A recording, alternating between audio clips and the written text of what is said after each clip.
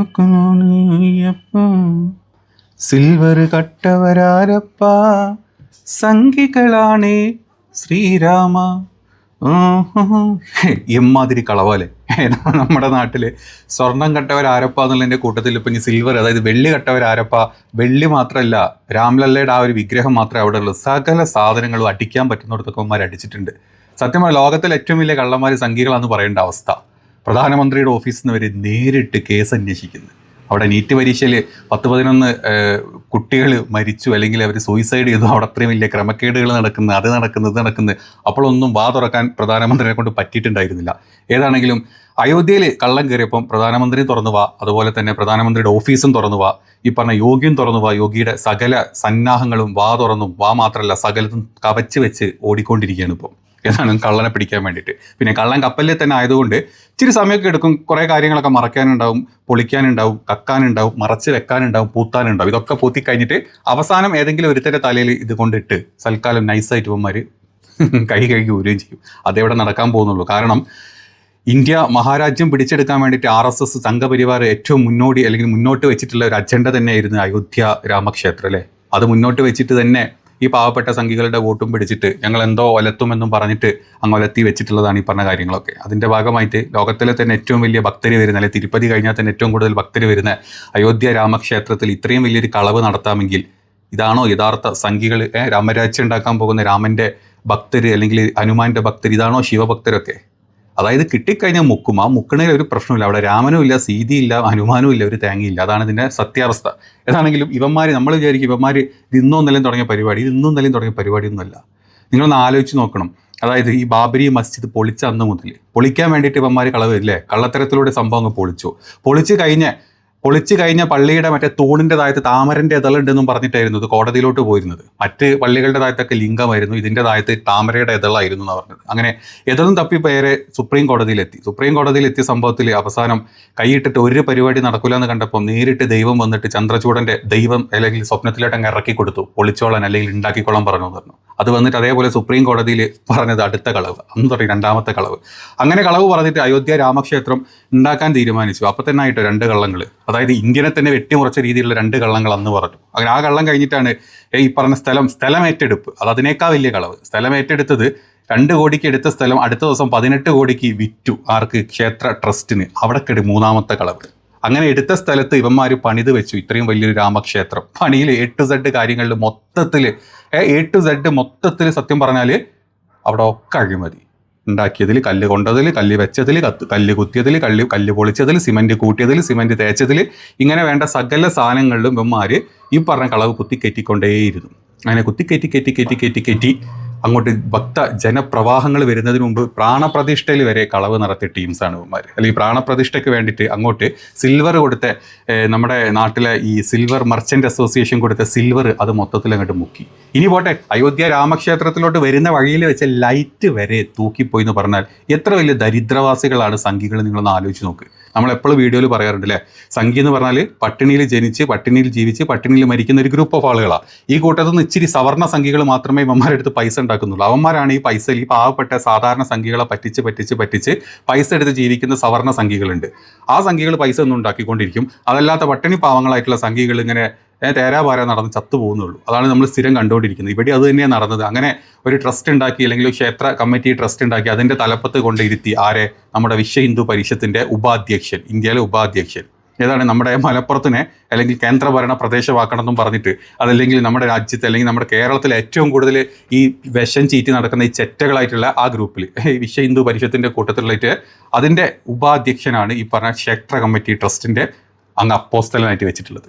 ഏതായാലും ഇപ്പോൾ തൽക്കാലത്തേക്ക് ഈ പറഞ്ഞ ഒരു പരിപാടിയിൽ തുടണ്ട എന്നും പറഞ്ഞിട്ട് പ്രധാനമന്ത്രിയുടെ ഓഫീസിൽ നിന്ന് എന്താ പറയുക ഓർഡർ വന്നിട്ടുണ്ട് ഇയാളങ്ങ് മാറ്റി നിർത്താൻ. കാരണം മാറ്റി നിർത്തിയിട്ടില്ലെങ്കിൽ ഇയാളെങ്ങാനും വാ തുറന്നു കഴിഞ്ഞാൽ, ഇയാളെ ചൊറിയാൻ പോയി ഇയാൾ വാ തുറന്നു കഴിഞ്ഞാലേ അങ്ങ് മേലത്തെ വിശ്വം മുതൽ അങ്ങ് താഴത്തെ സംഖ്യ വരെ പെടും എന്നുള്ള എല്ലാവർക്കും അറിയാം. കാരണം ഇതിൽ മുഖ്യ കള്ളന്മാർ എന്ന് പറഞ്ഞാൽ 1-1.5 കള്ളന്മാരൊക്കെ ഉണ്ട്. ബ്രിജ്ഭൂഷണ പോലത്തെ പെണ്ണുപിടിയനായിട്ടുള്ള BJPയുടെ MP വന്ന് വരെ പറയുന്നത്, എനിക്ക് പറയാൻ പേടിയാണ്, പറഞ്ഞു കഴിഞ്ഞാൽ ഇതിൻ്റെ ഉള്ളിലുള്ള അല്ലെങ്കിൽ ഇതിൻ്റെ മേലുള്ള ആൾക്കാർ എന്നെ വന്ന് കൊന്നുകളി, അത്രയും ഭയങ്കരന്മാരായിട്ടുള്ള ആൾക്കാരുണ്ട്. ഇത് അവരെ തന്നെ സ്വന്തം നേതാവും സ്വന്തം മന്ത്രിയും സ്വന്തം MP വരെ വന്ന് ഇവിടെ പറഞ്ഞു കഴിഞ്ഞു. അപ്പോൾ പിന്നെ അയാളങ്ങ് മാറ്റി നിർത്തുക എന്നുള്ളത് മാത്രമേ ഉള്ളൂ. ഇനി അവിടെ ക്ഷേത്രത്തിൻ്റെ ട്രസ്റ്റ് രൂപീകരിച്ച് ട്രസ്റ്റിലുള്ള അങ്ങ് തൂപ്പുകാരൻ മുതൽ മേലെ ഞാൻ പറഞ്ഞ ക്ഷേത്രത്തിൻ്റെ ട്രസ്റ്റിൻ്റെ അങ്ങ് അപ്പോസ്തലം വരെ കക്കാൻ തുടങ്ങി. അപ്പോസ്തലം കട്ടത് എങ്ങനെയാണ്? വലിയ വലിയ സംഭവങ്ങളാണ് കട്ടുപിടിക്കുന്നുള്ളത്. അല്ലെങ്കിൽ സ്വന്തം കൂട്ടക്കാരെ, സ്വന്തം കുടുംബക്കാരെ, സ്വന്തം എന്താ പറയുക, ഈ ശിങ്കിടികളെ മൊത്തം അവിടെ കൊണ്ട് അങ്ങോട്ട് പോസ്റ്റ് ചെയ്തു. ആ തൂപ്പുകാരൻ മുതൽ അങ്ങോട്ടുള്ള എല്ലാ പോസ്റ്റുകളിലോട്ട് ഇമ്മാതിരി ടീമിനെ കൊണ്ടിരുത്തി. ഇവന്മാരെന്ത് ചെയ്ത് 14,000 15,000 മാത്രം സാലറിയുള്ള ടീം അവിടെ വന്നിട്ടുള്ള ദിവസവും അവിടെ 8 മുതൽ 10 ലക്ഷം രൂപ വരെയാണ് കലക്ഷൻ. ദിവസത്തെ കലക്ഷൻ ആട്ടോ, നിങ്ങൾ ആലോചിച്ച് നോക്കണം. അപ്പം മന്ത്ലി കോടികളാണ് അവിടുത്തെ കലക്ഷൻ എന്നുള്ളത്. ഈ വരുന്ന കലക്ഷൻ്റെ വലിയൊരു എമൗണ്ട് ഇവന്മാരങ്ങ് മുക്കി. അതെ, ഈ മറ്റേ ഈ പൈസ എണ്ണുന്നോടത്തൊന്നും അതായത് മൊത്തം 35 ഈ ഭണ്ഡാര പെട്ടികളുണ്ട്. ഇതിന് എടുക്കുന്ന പൈസ എണ്ണുന്നോടത്ത് ആകെയുള്ളത് ഒരു ക്യാമറയാണ്, ഒരു CCTV ക്യാമറ ഈ പൈസ എണ്ണുന്നോടത്ത്. അപ്പം തന്നെ മനസ്സിലാവുന്നില്ല എത്ര പൈസ വരെ ദിവസം മുക്കുന്നത്. പിന്നെ അവിടേക്ക് വരുന്ന മറ്റ് കാണിക്കകൾ, അത് സിൽവർ ആണെങ്കിലും വേണ്ടില്ല, ഇനി അങ്ങോട്ട് വരുന്ന ഒരു തേങ്ങാപ്പൂൾ ആണെങ്കിലും വേണ്ടില്ല, അതുവരെ ഇവന്മാർ മുക്കാൻ തുടങ്ങി. അങ്ങനെ 8 സെഡ് കാര്യങ്ങൾ മുക്കി. അങ്ങോട്ട് ഇട്ട ലൈറ്റ് വരെ മുക്കുക എന്ന് പറഞ്ഞാൽ അവസ്ഥ ആലോചിച്ച് നോക്ക്. അതായത് ഈ കോപ്പറിൻ്റെ ലൈറ്റിങ് കാര്യങ്ങളൊക്കെ ഉണ്ട്, അതുവരെ ഇവന്മാർ അടിച്ചുകൊണ്ട് പോയിട്ടുണ്ട്. 2025 കുംഭമേള സമയത്താണ് ഏറ്റവും കൂടുതൽ കളവ് നടന്നിട്ടുള്ളത്. കുംഭമേള എന്നൊക്കെ പറഞ്ഞാൽ എന്തായാലേ മഹാമാസമാണ്, മഹാകുംഭയാണ്, അല്ലെങ്കിൽ എന്താ പറയുക, പുണ്യ മാസമാണ്, പുണ്യം കൊണ്ട് തുളുമ്പുന്ന മാസമാണ്. അന്നാണ് ഏറ്റവും വലിയ കളവ്, ഏറ്റവും കൂടുതൽ കള്ളത്തരവന്മാർ ചെയ്തിട്ടുള്ളത്. പുണ്യം കൂടിക്കോട്ടെ ചിഹ്നം, കള്ളം ചെയ്യുമ്പോൾ അതിന് പുണ്യം കൂട്ടാൻ വേണ്ടിയിട്ടായിരിക്കും കുംഭമേള സമയത്ത് തന്നെ ഇത്രയും വലിയൊരു കളവന്മാർ ചെയ്തിട്ടുള്ളത്.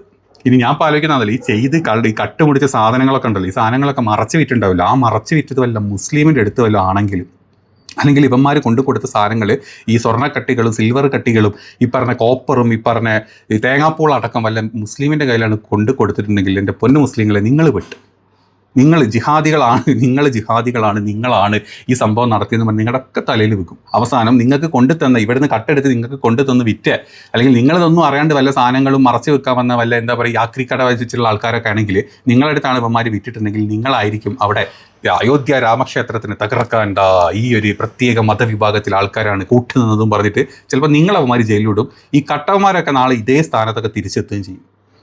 അപ്പം അതുകൊണ്ടാണ് നമ്മൾ ഈ പറഞ്ഞത്, ഈ സിൽവർ കട്ടവരാരപ്പാ സംഘികളാണ് ശ്രീരാമ.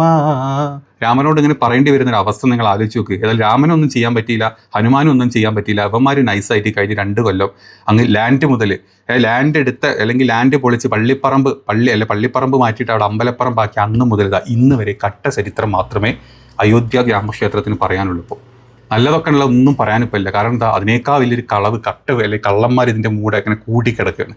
അതുകൊണ്ടാണ് ഇപ്പോൾ പ്രധാനമന്ത്രിയുടെ ഓഫീസും യോഗിയുടെ ഓഫീസും സ്പെഷ്യൽ ഇൻവെസ്റ്റിഗേഷൻ ടീമും ഒക്കെ ചാടി വീണിങ്ങോട്ട് വന്നിട്ടുള്ളത്. ഏതായാലും നമ്മുടെ നാട്ടിലെ സംഖ്യകൾക്ക് അത് മിണ്ടാട്ടില്ല. എന്താ, ഇവിടെ നമ്മുടെ നാട്ടിൽ ഇപ്പം ശബരിമല കൊള്ള അവിടെ നിൽക്കട്ടെ, വേറെ എവിടെയെങ്കിലും എന്തെങ്കിലും ഉണ്ടായിക്കഴിഞ്ഞാൽ ആദ്യം എന്താണ് പറയുക, അതൊക്കെ സർക്കാർ നോക്കിയോണ്ടല്ലേ ഞങ്ങളുടെ ഹിന്ദുക്കൾക്ക് തരും, ഞങ്ങൾ പൊളിച്ചു തരും. ആ പൊളിയാണ് ഇപ്പോൾ നമ്മൾ അയോധ്യയെ കണ്ടുകൊണ്ടിരിക്കുന്നത്. അയോധ്യയിൽ മാത്രമല്ല, മധുരയിലും ഇതേ പ്രശ്നമുണ്ട്. അതിന് അടുത്ത് പൊളിക്കാൻ പോവാണ്.